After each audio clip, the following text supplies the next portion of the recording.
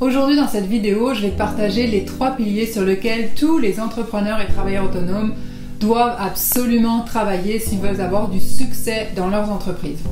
Je vais également te partager les erreurs que la majorité font et qui les empêchent de créer de la richesse en te proposant des solutions pour y remédier. Donc bonjour, je m'appelle Aurélie Hortebise et je suis la fondatrice de Les Finances au Féminin, et sur cette chaîne, j'aime aborder toutes sortes de sujets en lien avec l'argent, l'entrepreneuriat et la création de richesse pour se créer une vie riche d'abondance, riche de sens. Si ça t'inspire et que tu as envie de voir mes prochaines vidéos, eh bien abonne-toi à ma chaîne pour ne rien manquer. Alors pour réussir en affaires, nous devons considérer ces 3 piliers. Le premier, c'est le produit ou les services que nous proposons. Deuxièmement, c'est la commercialisation de ce produit ou de ce service qu'on appelle aussi le marketing.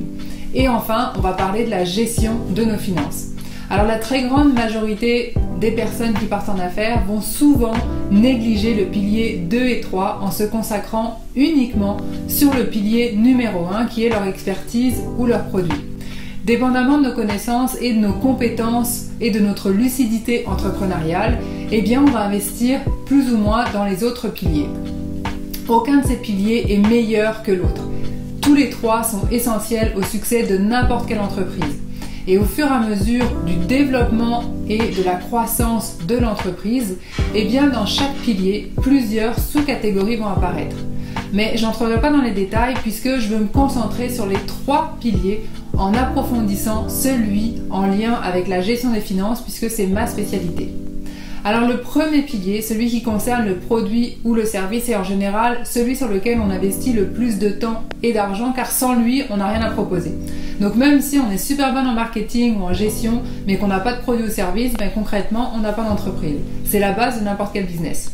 Par contre, une fois qu'on a acquis une certaine compétence, la prochaine étape, ça va être de monnayer en la rendant visible sur le marché.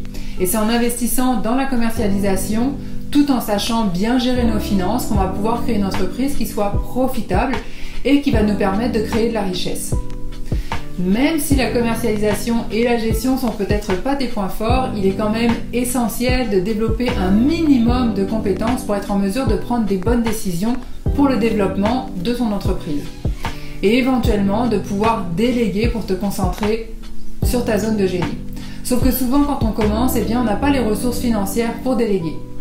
On est d'accord que si tu es extrêmement compétente, mais que tu es le secret le mieux gardé du monde et que tu n'as aucune stratégie de développement pour faire connaître tes services ou tes produits, eh bien, tu vas avoir beaucoup de difficultés à vivre de ton expertise, même si tu peux apporter des changements extraordinaires à tes clients.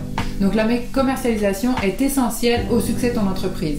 Mais si tu développes et que tu fais grossir ton entreprise sans pour autant avoir une bonne gestion de tes finances, tu ne seras pas en mesure de voir si tu es vraiment rentable, combien d'argent tu peux mettre de côté pour les taxes et les impôts, quelle structure te permettrait de payer moins d'impôts pour qu'il t'en reste plus dans tes poches. Donc au final, tu auras peut-être l'illusion que tu es profitable parce qu'il y a beaucoup d'argent qui rentre, mais comment est-ce que tu peux avoir la certitude si tu n'es pas appuyé sur tes chiffres? Pourtant, c'est la réalité de beaucoup d'entrepreneurs et de travailleurs autonomes qui délèguent la gestion à leur comptable sans vraiment comprendre leurs chiffres et où ils en sont. Le problème avec tout ça, c'est que si on développe pas un minimum de compétences et qu'on donne notre pouvoir aux autres pour arriver à destination, eh bien on risque de se perdre en chemin et de prendre toutes sortes de mauvaises décisions. Et je peux te parler d'expérience parce que tu n'as pas idée du temps et de l'argent que j'ai perdu parce que je ne voulais pas prendre le temps de bien comprendre tout l'aspect de la commercialisation. Alors plutôt que de vraiment m'intéresser et de m'impliquer dans le processus, eh bien j'ai fait confiance un peu aveuglément à toutes sortes de marketeurs et d'agences. Je me sentais complètement dépassée par le côté technique et je ne savais pas comment ça fonctionnait. Donc même si j'étais hyper compétente et que j'avais un service de qualité à offrir, eh bien j'avais énormément de difficultés à faire connaître mes services et donc à être profitable même si je connaissais bien mes chiffres. Comme mon expertise est sur la gestion des finances, je vais faire le reste de cette vidéo sur ce pilier pour te donner les bases que chaque entrepreneur et travailleur autonome devrait avoir au niveau de leur gestion de leurs finances pour leur entreprise, pour voir clair et être en mesure de prendre des décisions cohérentes avec leurs objectifs. Je vais également te faire des recommandations et te proposer des outils pour t'aider. Alors premièrement, que tu sois travailleur autonome ou que tu es ton entreprise incorporée, eh bien c'est impératif que tu sépares tes finances personnelles de tes finances d'entreprise. Donc si tu es travailleur autonome, eh bien je t'invite à ouvrir un compte chez Tangerine ou Banque Équitable, qui sont des banques virtuelles, mais qui sont des banques comme n'importe quelle banque qu'on connaît, où il n'y a aucun frais bancaire. Et ensuite, tu vas pouvoir t'organiser pour faire passer tout ce qui est en lien avec ton entreprise dans ce compte-là. Que ce soit tes revenus, tes dépenses, peu importe, tout doit passer dans le compte qui est dédié à ton entreprise. Et si tu es incorporé, eh bien tu as forcément un compte d'entreprise. Par contre, assure-toi que toutes tes dépenses personnelles ne passent pas dans ton compte d'entreprise, parce que c'est quelque chose que je vois souvent. Deuxièmement, tu dois avoir un outil qui te permette de suivre tes revenus et tes dépenses d'entreprise pour savoir où tu en es en temps réel. Si tu es habile avec Excel, eh bien tu peux te créer un fichier qui va te calculer les revenus d'un côté et les dépenses de l'autre pour voir clair comme c'est indiqué sur mon écran. Et si tu es inscrite aux taxes, eh bien ton fichier doit également être en mesure de les calculer pour que tu puisses faire ta déclaration en temps et en heure.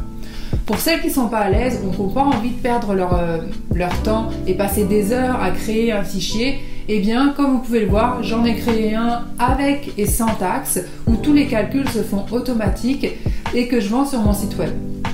Je vous ai mis le lien dans la description, donc si vous voulez en savoir plus, eh bien, je vous invite à regarder et aller directement sur mon site pour vous le procurer. Si tu fais beaucoup de factures, que tu as besoin d'un système comptable plus performant et qui t'offre plus de fonctionnalités, QuickBooks est une excellente option. Il est autant adapté pour les travailleurs autonomes que pour les entreprises incorporées, et tous les comptables et les gens qui font la tenue de livre digne de ce nom le connaissent. Par contre, ça reste quand même un système comptable, donc il est beaucoup plus complexe à utiliser qu'un simple fichier Excel, et il y a un frais mensuel à payer. L'autre inconvénient est que par rapport au fichier que j'ai créé, eh bien, il n'y a pas de fonction qui te permette de calculer ce que tu dois mettre de côté pour les impôts. Donc, si tu n'es vraiment pas à l'aise ou que tu peux te permettre, tu peux aussi déléguer la tenue de livre à une personne compétente qui pourra rentrer tes dépenses et tes revenus mensuels, ou te montrer justement comment tu dois faire pour faire tes factures afin que tu puisses faire un suivi et savoir exactement où tu en es. Mais tu dois quand même avoir un tableau de bord qui te permette de voir clair. En passant, c'est vraiment pas normal d'attendre à la fin de l'année, après ton comptable, quand c'est le temps de faire des rapports d'impôts, pour savoir combien de taxes et d'impôts tu dois payer. Suivre nos dépenses et nos revenus d'entreprise est essentiel si on veut être rentable et créer de la richesse. Comment peux-tu savoir si tu fais réellement de l'argent si tu ne vois pas clair dans tes finances? Combien peux-tu réellement te payer si tu ne sais pas combien d'argent tu dois mettre de côté pour les taxes et les impôts? Et enfin, comment peux-tu utiliser les lois fiscales à ton avantage s'il t'en reste plus dans tes poches, mais que tu n'es pas consciente du montant exact que tu génères en profit? La majorité des entrepreneurs qui ne voient pas clair dans leurs finances prennent toutes sortes de mauvaises décisions sans même être conscients qu'ils s'enfoncent eux-mêmes un peu plus à chaque mois. Une des plus grandes fausses croyances des entrepreneurs ou des travailleurs autonomes est de croire qu'ils vont régler leurs problèmes d'argent en allant chercher plus de clients et donc en faisant plus d'argent. Laisse-moi te donner un exemple concret en prenant le cas d'une de mes clientes qui faisait un chiffre d'affaires de 300 000 $, mais qui était en déficit de 30 000 $. Donc concrètement, pour te traduire ça dans un langage très simple, ça veut dire qu'elle a vendu pour 300 000, mais que ses dépenses étaient de 330 000. Donc sa compagnie était dans le trou de 30 000. Et en plus de ça, elle devait 31 000 de TPS TVQ au gouvernement, qu'elle n'avait pas mis de côté parce qu'elle était complètement dépassée par la gestion de ses finances. Alors peut-être que tu te demandes comment est-ce qu'on peut avoir des TPS TVQ à payer si on est déficitaire. Eh bien ça s'explique par différentes façons. Premièrement, une partie des dépenses proviennent de l'extérieur, donc on ne peut pas réclamer les taxes.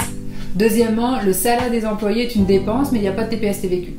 Et enfin, si tu as envoyé des factures sur lesquelles tu n'as pas encore été payé, mais qui sont quand même dues au gouvernement parce que ta période de déclaration est terminée, mettons que tu as facturé au 20 décembre et que ta période de taxe est terminée au 31 décembre.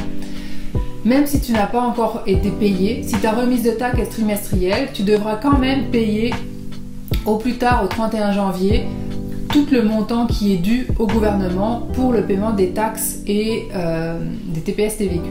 Si ma cliente avait eu une meilleure compréhension de ses chiffres, elle aurait pu voir dès le premier mois où elle était en déficit, c'est-à-dire à partir de quel mois elle a commencé à avoir plus de dépenses que de revenus. Ça lui aurait permis de prendre du recul et de réfléchir aux meilleures actions à poser pour rectifier le tir. Voici la liste des options qu'elle aurait pu envisager. Augmenter ses prix, diminuer ses dépenses, aller chercher plus de clients, diminuer sa masse salariale, augmenter la performance des employés. C'est seulement la compréhension de ces chiffres qui lui aurait permis de voir clair et de trouver la meilleure solution. Sans cela, elle aurait pu prendre des décisions qui auraient pu encore plus aggraver la situation. Disons pour les besoins de l'exemple que son problème vient de ses prix qui sont trop bas. Même si elle va chercher plus de clients, sa rentabilité ne sera pas meilleure même si ses revenus sont plus grands. Et c'est pour cela que c'est une fausse croyance de penser qu'en faisant plus d'argent, il va leur en rester plus. La réalité est que si tu n'es pas rentable, plus tu vas aller chercher de clients et plus ça va te mettre dans le trou car tu amplifies le problème au lieu de le résoudre. Et si tu n'as aucun système qui permette de voir clair et que tu dois attendre presque 1 an et demi pour voir tes chiffres, est-ce que tu réalises le temps et l'argent qui ont été perdus? Je sais que la gestion des finances peut paraître une montagne insurmontable, mais comme n'importe quoi, tout s'apprend, même si tu as été traumatisé par tes cours de maths. Alors en conclusion, j'espère vraiment que cette vidéo t'aura aidé à voir un peu plus clair. Et si tu es travailleur autonome ou entrepreneur et que tu veux créer de la richesse, pense à développer ces 3 piliers en apprenant à bien t'entourer. J'ai également mis le lien de l'accompagnement que je propose si jamais tu sens que tu ne pourras jamais y arriver tout seul. Et si tu as aimé cette vidéo, like-la, partage-la, aide-moi à rendre les travailleurs autonomes et les entrepreneurs prospères. Donc si tu as des questions ou des commentaires ou des sujets que tu aimerais que j'aborde dans ma prochaine vidéo, eh bien je t'invite à me les faire en commentaire. Donc je te dis à très bientôt. Bye.